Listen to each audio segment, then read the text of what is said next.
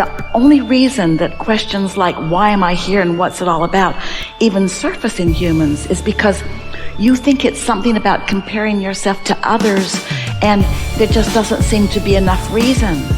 But if you can find the self-interest in you that your inner being knows and holds, and you can experience the satisfaction of feeling things just clicking into place and clicking into place and clicking into place, it's like everything is at your fingertips. Everything is available to you, but you can't comprehend it all at once. You can only comprehend what you can comprehend, and so it's like a never-ending series of, here I stand and that looks good, ooh, I do like it. Boom. Here I stand and that looks good, ooh, I do like that. Now humans play the game more like this, and by game we mean life. Here I stand and that looks good, but I don't think I can have that, and that feels bad. But I really want it, but I don't think I can do it, and that feels bad. Those people are doing it, and that seems wrong, and that feels bad, but I really want it, and I want it for this reason and this reason, and I like this aspect of it and this aspect of it, and now I have it, and that feels good. Oh, that looks good. And what looked good before I was able to do. So even though I can't comprehend this yet, I did do that. So maybe, that feels better than no. What you're reaching for first is your sense of your own invincibility, but first has to come your own sense of deservability. So just give a soft, easy focus to what you're looking for. And it activates a vibration in you that specifically attracts what you want. You get to do that. Of course, you have to chill so you can get it. You have to let it in, don't you?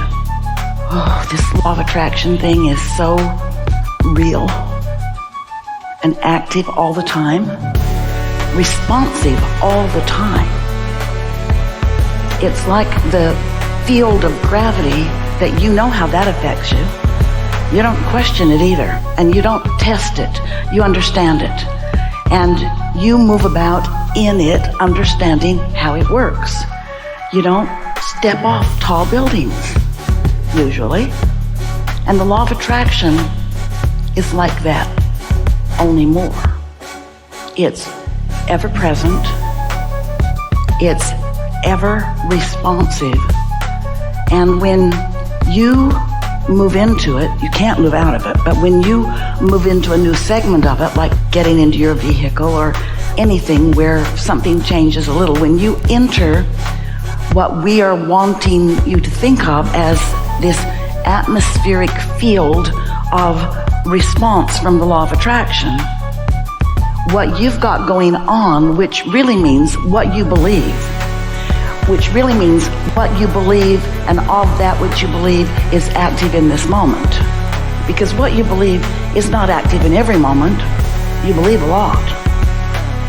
Sometimes something triggers it. Someone's having a bad moment and they're rude to you, and it triggers something that makes you feel not loved. Now you've got an active vibration going on, and even though most likely that person's response had nothing to do with you, you got triggered, and now you got something active, and now as you're stepping into this energy field, this responsive law of attraction field, others, memories, thoughts, people, experiences that match precisely that active vibration that you're emanating show up.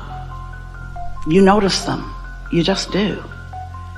Esther's been reaching for herself for ways to explain it, because she's just so hot on this idea of this responsive energy field to which she is entering. She's walking in with her bag of marbles, meaning what she believes or what's active within her right now.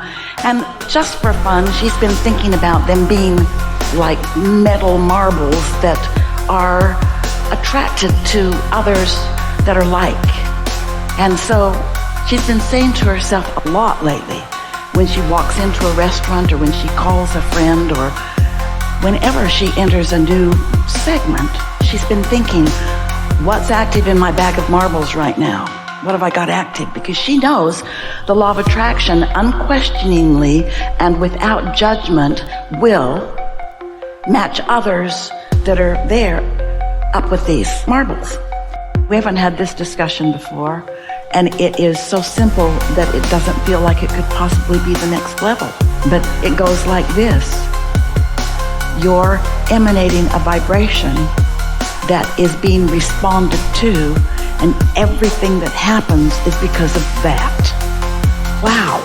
Doesn't that blow your mind when you think that I can adjust my focus and practice an emitting that will get me anything and everything I want in a changing dynamic movement through life where what I want changes?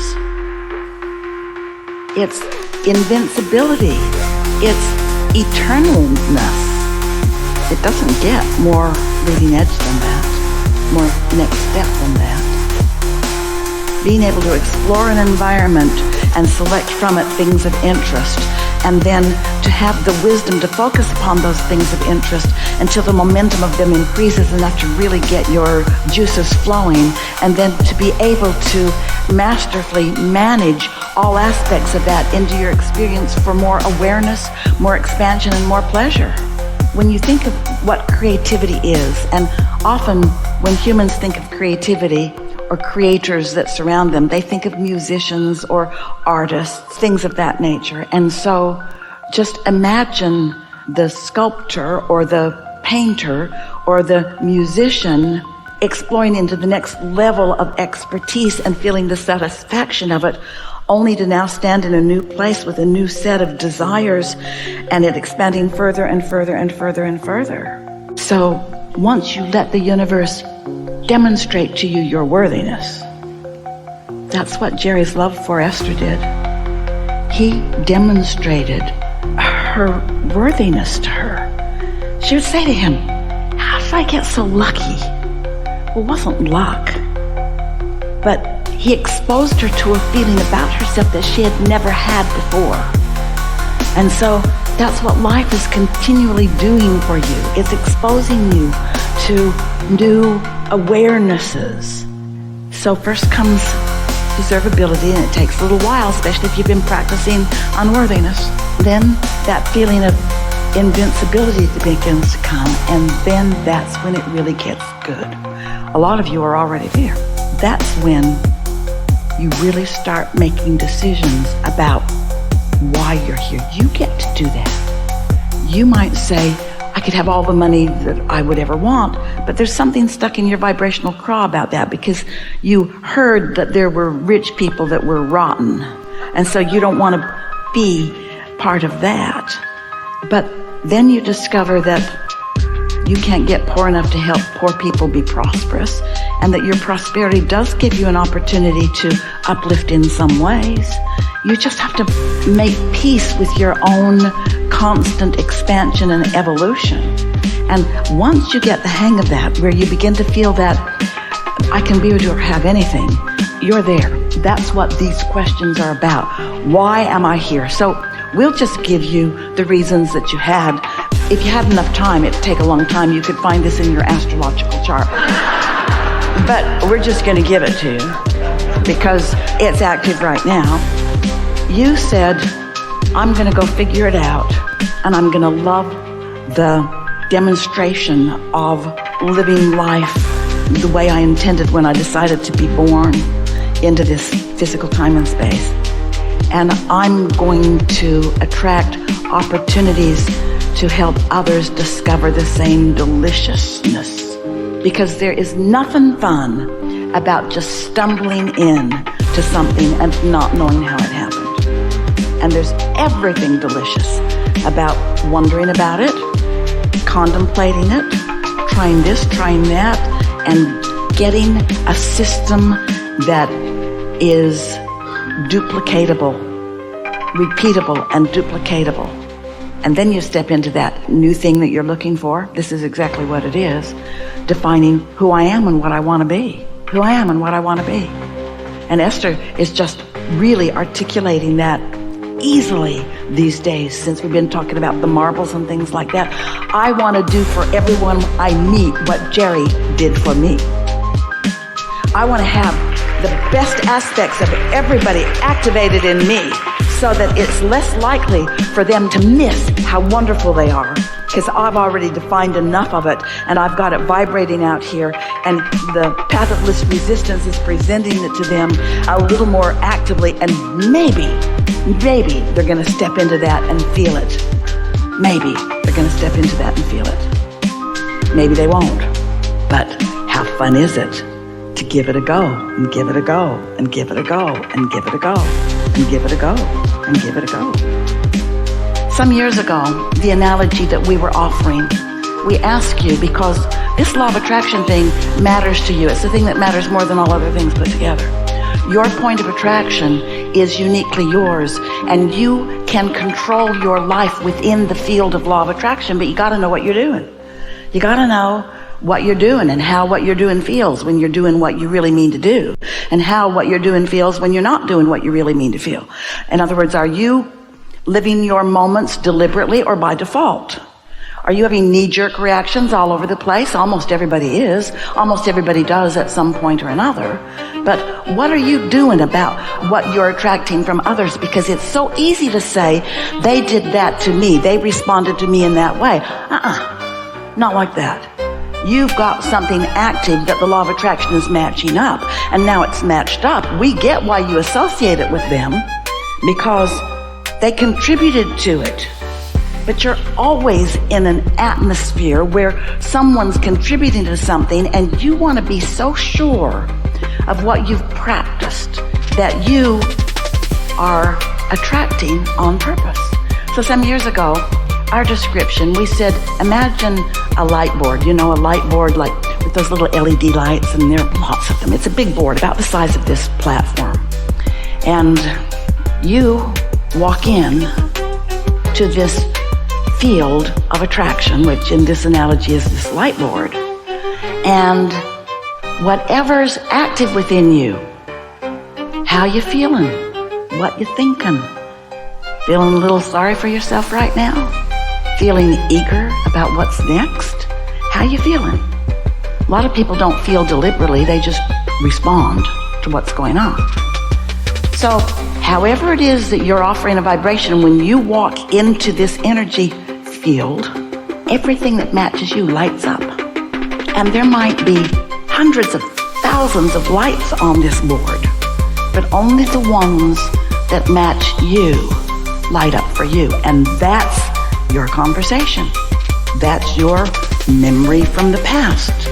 That's what your world is. And what is so important for you to understand, is so exciting for you to understand, is that what lights up really is your current self-interest. It's what you got going on.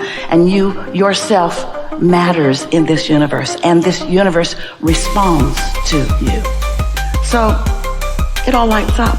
Wanted or unwanted, good, bad, or ugly, whatever you got going on, lights up, and that's your moment in time. Might even be your whole damn day. That's what lights up.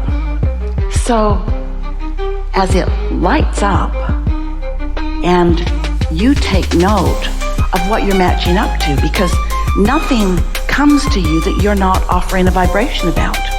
So sometimes you didn't even know you were doing that until it matched up and you saw, I did that.